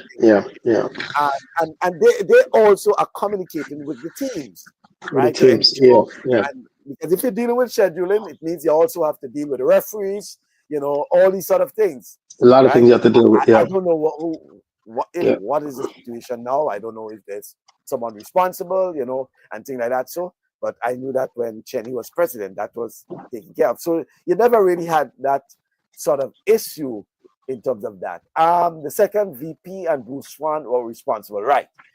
So as he says, so the second vice president and Bruce Swan were responsible when he was president. And that's what I'm saying. So that should not be an issue on social media, but a person, someone within the association who is responsible. So if St. David's FC is having a problem, I should be reaching out to that person and the association who's responsible for scheduling. To responsible for scheduling. Right. Yeah. And in turn, I letting them know, well, what's the problem? Because at one point in time, I think I read where the person is saying they have a home game and it's being played at Busheju, right? At Busheju playing field. Bus will cost probably $400, etc., and then they will not have their home crowd, spectators, etc. If I'm in that situation, I'm billing the association. Yeah. It's not my fault. So I'm billing the association for the $400. Yeah. Schedule. Yeah. There is the schedule, and then there is ongoing training. All playing fields are fully booked up. We are taking our respective sporting disciplines seriously. But still, I'm saying if there is a scheduled game for 4:30 at the St. David at the Las Angeles playing field for Saturday, let's say for today, whether there is training or whatever, they should be aware that from about 4 o'clock, 4:50, the field will be used for, whatever. In fact, in Chenny will tell you too, in our time growing up, when we had our playing fields before the stadium, we'll have public ground 2, we'll have college ground, we'll have whatever it is. And especially like on a Saturday, Sunday, by 10 o'clock, 11 o'clock in the morning, Daddy Seppi and Michael Smith or whoever marking the ground. They are marking the field. They're marking the field for football. Right? By 1 o'clock, 2 o'clock, the flag poles will be up, the nets will be up, etc., etc. So anyone around will know that football is being played later on. Yeah. I don't know. I don't know what's happening now. Mike Grenada has too many captains and cooks, but knowing what, can we have another 30 minutes on today's program, please? Chelly, to talk about what? What do you want to talk about, Chelly? Yeah, what you want to talk about, Chelly? Let us know what you want to talk about. But it's serious. The use of the playing fields, I can understand that, right? And I think I know, this is something that has been, I don't want to say it's hampering, but I mean, Ruden, the plight of the folks from St. Patrick's hotels, right? And how that has affected to some extent. Big time. Big time. Yeah, I'm sure they wish they were in this situation with like St. David with Las Angeles. St. David right now. Not Las Angeles, but St. David has a lot of playing fields, mind you. It's not just one, They have a lot of playing fields. I can tell you that, right? Because when it comes to cricket, for example, it's not just Las Angeles cricket is played, It's played all over St. David, right? But I think what is important is actually the management of the fields. The management of the field. That to me, that is very important. Management of fields. And I think that is what, most times, we we get let down, and sometimes it causes all the problems. Hopefully, that will be solved. By the way, the holiday recreation program, we see that it's it started it open, I should say, Open, a few days ago, and the kids should be active for the holiday, right? But that's the one thing that Michael, I was just had a discussion with someone earlier on today in terms of, have you seen now, no more track and field, Oh, and it's kind of a kind of uh, summer almost just starting, and that's one of the things we talk about with we're talking about in Grenada. Even someone who wanted to register a club, and they couldn't. They had to wait till October to register the club why? Why till October? because they said to him that because there's no activities, there is no track and field happening right now, so you have to wait till that season come back up again You mean to register? to register his club. Ah, wow. Yeah. So, and that's what I'm saying. I'm saying, but these are the times when you get the kids now. These are the times when you get them active. We have a lot of clubs in Grenada. You could have track meets continue going on. It's especially for the younger kids, and I think I would like to see that the change of that. Mhm. You know, Right. And talking about clubs, I wanted to congratulate Gary James, the brother of Kirani James, on his club Mhm. Top Flight Athletics in St. John, right? Yeah, yeah, Um, yeah. yeah, and they're doing pretty well. I looked at them competing, and they have some quality athletes. And Quality. Yep. it's good to see that Gary is taking track and field in the Taking the parish man, to another. taking the And and, and, mantle. and then we had St. Mark's, who had launched a club. St. Mark's have launched a Yeah, club, launched a and club, that's the right? thing, St. Mark's, Right. and that's when, and that's how, like I said, St. Patrick's was about to do the same Right. and merge with them and sort of work with them because they had a mini meet already with some kids. Yeah. They had some mini meet with the St. Patrick's hopefully club that they want to build, and that's when they get to register, and that's the information that was finding out that they couldn't register until the season is come back up and running. So I don't know how much because it's time for this is now you get the schedule. Like out Yeah. here, summertime is when like the school kids they finish school. There's a lot of different sports because not everybody will go there and play football. Not all of them will go there and play basketball. So Basketball. Yeah. there's track and field, and there's lots of meets all the way up until August. So it's not like there is no meets, right? So, but I guess Wow. that yeah. Well, that's interesting in terms of the Yeah, the registering of these registered of the club. Yeah, yeah, so it's good on the other hand, Rudian, that we have so many of these clubs. clubs Yeah, and clubs. coming up. We want to see Yeah, clubs, right? And because I hope and you're right. And I want to say this, Michael, because he also said to me that is what they're asking for. They want to make sure they have people in positions. And that's one of the well things he said to yeah, me and clearly. And it's that's not just having a group, a yes, that's club. what I'm saying, right? And Yeah, that's what I'm yeah, hoping that they have yeah, proper structure in place. And we have been talking about that for quite a while. We want to yeah, encourage that, and we want to see that. Um, I want to encourage the creation and formations of clubs, right? We want to see some of these clubs in some of the communities be a bit broader in terms of not just track and field, right? So you may have a club, right? But track and field, probably football, yeah. cricket, basketball, and netball. These sort of. I'm saying that because I grew up myself, the Cheney, Toro, others. We grew up at a time when there were clubs, sporting clubs, we should say, Sporting clubs. Yeah, sporting clubs. It wasn't just football; it was netball, it was cricket. All these things.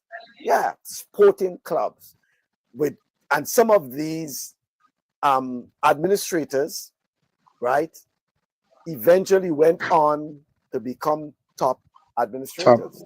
Yeah, Yeah, right. and in those days you had nothing like computer and all these things, eh? You had nothing like computer. Yeah. People, they were taking notes and and notepads and all that sort of thing. Chenny, I have something for you. I don't know if you want to comment on it from your friend Lincoln Toro Deputy. Congratulate Canada for beating up Costa Rica 6-0. that's in the Gold Cup. Toro has been in the Gold Cup. Commenting for the whole day to mention it. So you get the opportunity. You get the opportunity to do it now. Yeah. I just hope, Toro, that your Canada can move beyond. Can maintain it, and hang on to it. Congratulations to the Maple Leafs, right? But my hope is that they can make it all the way. In fact, Toro is already saying that, let's congratulate the 2026 World Cup champions. Yeah. Chenny, I think Chenny wants us to go the next half an hour just to give trouble, right? Is Rudian and the Grenada coaching staff for next year's Caribbean Games? To tell you the truth, let me say this, Michael. Tell you the honest truth. I have been thinking about it a lot. And I really say that I really would like to be a part, somehow, some way, to be a part of that organizing team or be a part of the coaching staff. And certainly something that I've been thinking about, and hoping that when the opportunity come around, if I can put my bid in, I wouldn't mind. I don't know the quality, what requirement is asking, but I certainly I thought about it quite a bit. I have thought about it. Yeah. All right. Roger is saying you hear the cry all the time. We need more football. We need more cricket. We need more track and field. Let's take a scientific approach to understanding our needs at all these disciplines. That may give us the insights as to how we manage and add to our playing fields. Yeah. He says, Chenny, have too many sporting clubs in Grenada. We have too many sporting clubs in Grenada. He also said they look great and could have scored a few more. Let Toro know the next round is knockout. Yeah, I told him that already. I want to see them pass quarterfinals and into semis, and then I'll start saying something, right? Right. Rudy, another question to you.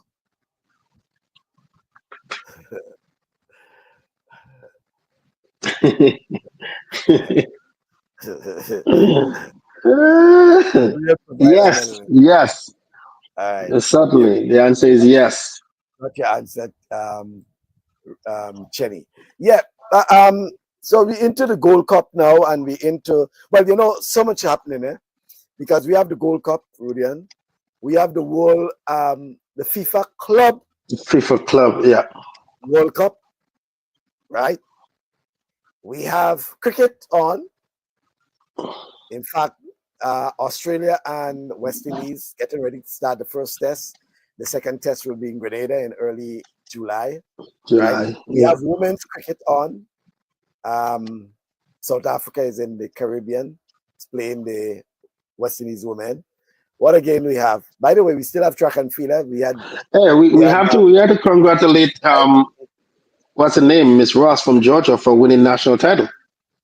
Well, yeah, I mean, she had to the point, basically. She had to the point. She was 6.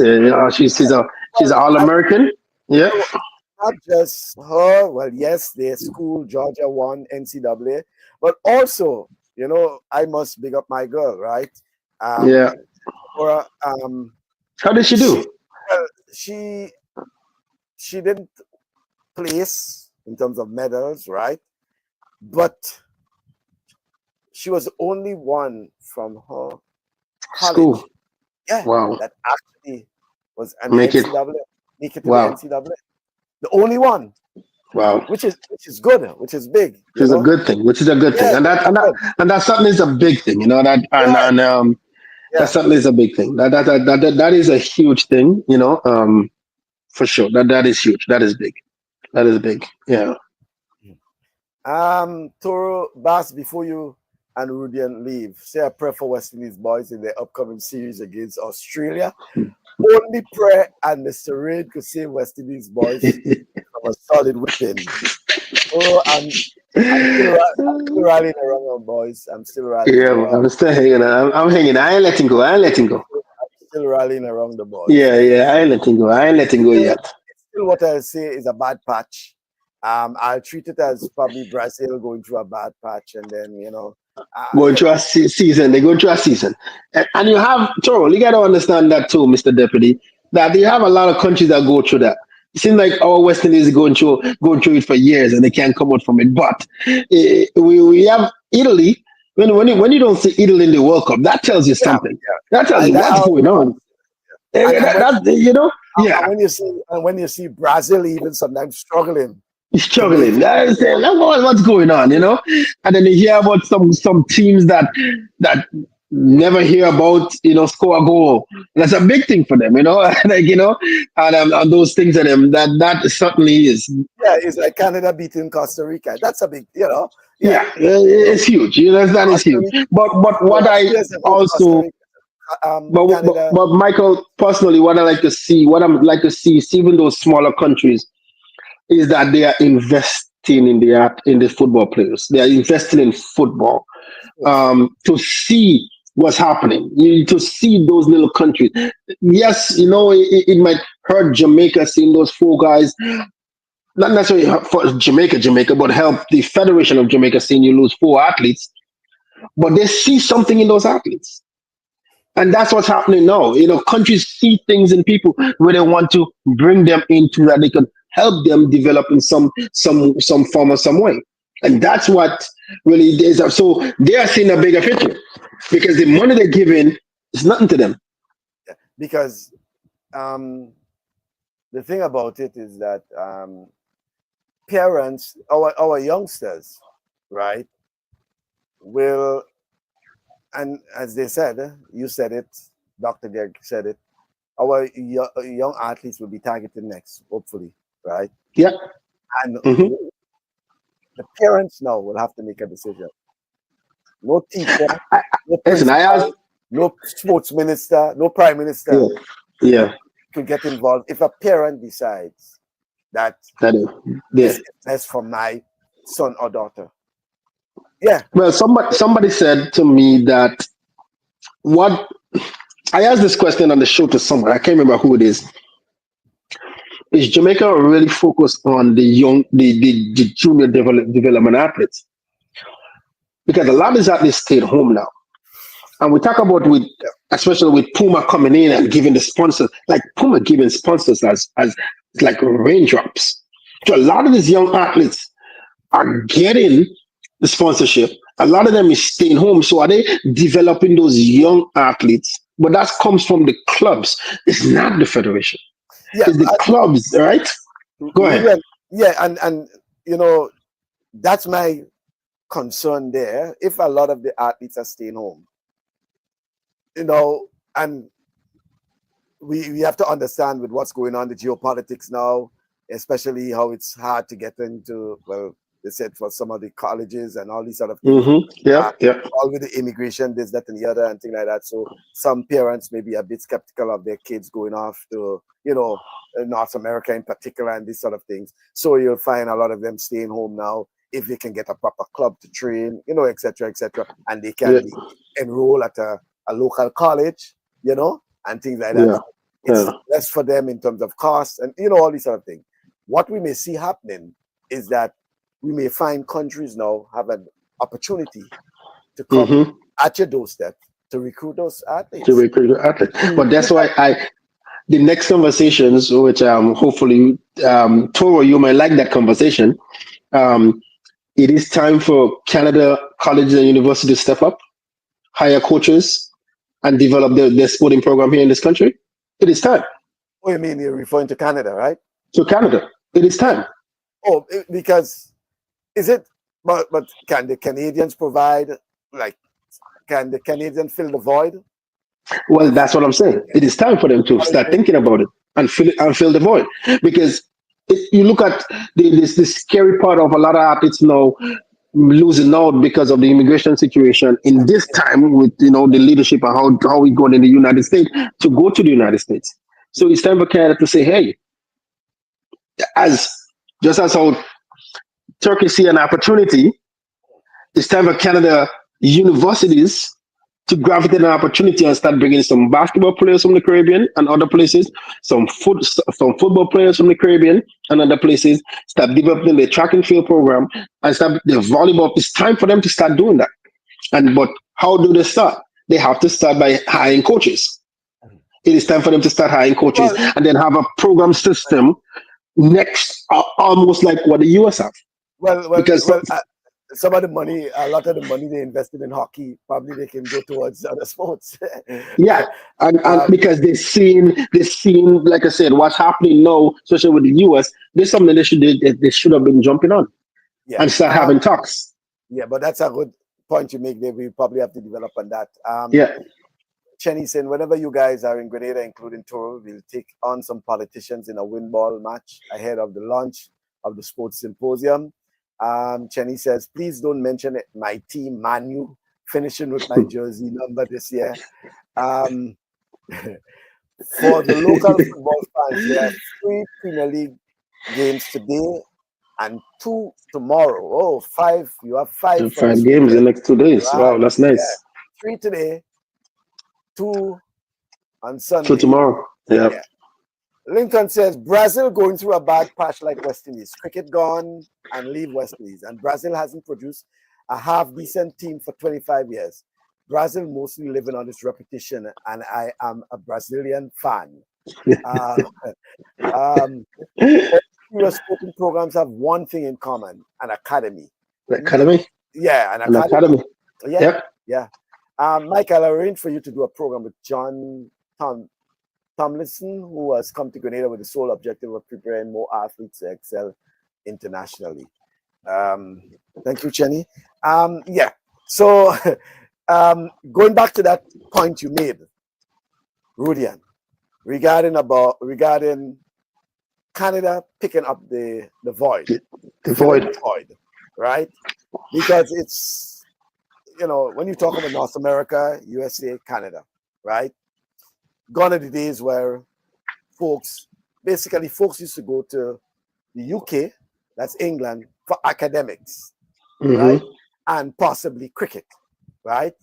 You go to play county cricket, whatever it is like that. So you go to North America, the US in particular, for track and field in particular. By the way, UK used to be also for football, right? Yeah. You go to the US for track and field, basketball in particular, and to an extent these days, volleyball and football. They call it the soccer, whatever it is, like especially at the junior colleges and things. We had quite a few of our guys who went on to play in junior colleges, football and things like that. So, right? But with what's happening now, the geopolitics that's taking place, I want to agree with you that probably Canada can probably use that opportunity to see if they can fill that void. This is just a quick 2 minutes, and I mean I'm young, and we've seen from the early days, the 60s, the 50s, the 60s, the 70s, probably the 80s, where a lot of Caribbean family was moving to Canada. And I see a lot of that happening. A lot of them, they're coming in, they bring the kids, and the kids was into track and field and football. Cricket, not as much, because there's not much cricket at the time. So the football and track and field was what there. Michael, I mean, in our high school championship up here, we have something called the interscholastic record, which is all high school in Canada. And that it doesn't matter where you are at what meet, as long as you're in high school in Canada, you fall under the banner of the meet. A lot of these records has been there from the 80s and 90s. And that's years ago from a lot of, the 100 meters, 200 meters. Well, the 100 meter was broken this year, and we have seen those records sitting in there. The 4x4 records been there for years. There's a long jump record that been sitting by a Grenadian, Brian Thomas. Is still holding this record, and from 1990, I believe, something like that, right? So this record been sitting there for that long, 87, 76 or something like that. But what you see lately happening in the the 90s, late 90s, 2000, we don't find a lot of Caribbean parents is coming to this part of the world, right? Yeah. So John has reached out now. John Okay. Tomlinson, he says, "Good afternoon, Michael. This is a great segment. I will definitely love to speak about what we are trying to do in Grenada. The model comes from coaching professionally in the US and major college sports. The model Turkey is using is derived from the most recent NIL frenzy in college athletics, right?" Well, John should know because John has been at the college level, etc., etc. He says there's a way to keep the athletes at home, but it takes an entire academy approach. Yes, John, we agree. It comes with developing the entire person that we call our student athlete. I am encouraged to hear this program because we have a plan, right? Do people come out to see Premier League football in Grenada, Chenny? Last game I saw a few years ago in Tantine, there were 4 of us watching. Ali, Bella, Baboy, Charles Archer, and myself. Getting back to John's point, John, certainly we would love to have you on the program to talk about your plans. There's also someone who has been trying to, John. John, I just saw your message as a matter of fact. Yeah. So definitely I will try to look at that thing you sent me. I think it was last week. I was on deployment actually when you sent that to me. So I'll look at it after the program and I'll get in touch with you. But this is the part I think that is important.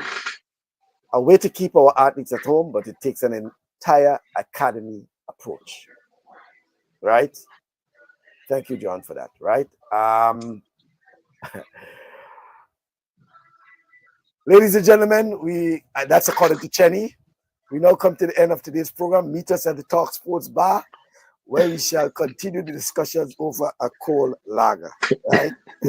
Chenny's advertising for the TalkSports bar. TalkSports bar.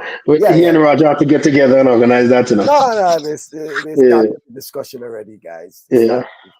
How about CARICOM trying to fill its own void? Collectively, we have what it takes to provide both high-quality sporting and academy. Yeah, I think that's what John, I really hope to get in touch with you so we can talk about that, right? Football in the countryside does be supported, more fans turn out. Yes, Jenny, I think Toro, Chris is saying football in the countryside. You have to go to the countryside to watch. You have to come to the country to watch football. Toro, the days of QPR beating Carnage with hundreds of spectators in attendance is long gone. Shall return. Listen, guys, that's a conversation. That's another story. It's a whole program now. That is one that will continue on the sidelines of this program because I know that will go. And I can tell you, Cherry is speaking as a player. I'm speaking as a spectator.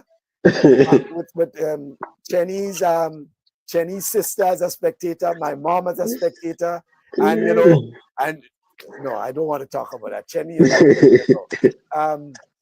thank you, John. I'm looking forward to that. Let's meet Chenny at the bar. I'll be there for that. Thank you, John. Thank you very much, folks. Very good program today with Dr. Gregory Haughton. If you missed it, please check the start of the program. I thought Dr. Gregory Haughton was on point, looking at the issues regarding the exodus of or switching of allegiance of Jamaican athletes to Turkey. It's not so much who, but how many, and the caliber of the athletes, the quality of athletes. And there's words, there's more. Yeah, more. My information tell me there's another 3 more. Well, so there's a lot of information circulating that they are not and when you consider those athletes who have already said that they have turned down, right? Athletes and coaches who have said that they have turned down. Said they have turned down stuff already. You know that they have approached quite a bit of those athletes. And who knows, they may have approached athletes even outside of Jamaica in the Caribbean, right? Who knows? That we don't know about yet. Toro is saying to Chenny, that's fake news. QPR beating Tyrant once in a blue moon. All right. So, Rudian, It's always a pleasure. thank you very much for hanging So around. yeah, And no, most again, folks, definitely. if you missed out on the program, please go from the start when we finish. Yeah. Dr. Gregory Haughton, I thought it was I just very saw a message come in where somebody who was listening who wanted to be a part of that conversation today, but I just seen it now. He's certainly is some, but we'll talk and try to get him on. And just and listen to some of the things he have. The oh, concern perfect. he also has, yeah, No concern he also problem. We has, could always, yeah, we could always. I didn't see that message until now to link him on to see Okay, if he, what he sorry wanted to say, about but that. we certainly will get him on, Because because that conversation will come back again for sure. that conversation Definitely, will come back. definitely, yeah. Continue. You'll So have to continue, yeah. probably with an open discussion, we'll probably be able We'll to put bring it in. it We'll on. put it. Yeah, put him on an open discussion. We'll bring him on. Yeah, yeah. Thank you very much, Rudy. All right. Thank you very much. Have a good day. All right, always. Okay then. So Rudy and Silva, my co-host in Toronto, and thank you very much, folks, for being part of the program this week. Nice being back, I should say. And looking forward to your company next weekend. God's willing is the final weekend. Next weekend will be the final weekend in June. Wow, this year is running. We almost towards the end of the summer. we getting into July. By the time July, August, that's the end of the summer. But our final weekend program, I should say, for the month of June will be next weekend. And hopefully, I have not seen anything in terms of being out on deployment or anything like that. So once that's okay, I'll be in the studio with you in New York. And we'll be discussing something else. You never know. May have an open discussion so we can get quite a bit in. We'll be talking about another issue, and things always come up every now and again, right? So just stay tuned and we'll let you know. Yes, folks. So thank you very much for being part of our program. And if you have the opportunity to go out and support, if you're in Grenada in particular, and you can go out and support any of the sporting disciplines, please do. Football, in fact, Chenny says a total of 5 games on Premier League games, in fact, for this weekend alone, right? So if by chance you can pass to any of the playing fields, do support those footballers. Very competitive games on, I can tell you. And if you look at the point standings, it's very interesting. At one point in time, I think I saw Hurricane. It seems as if the defending champions having a bad start, I would say. And some interesting results.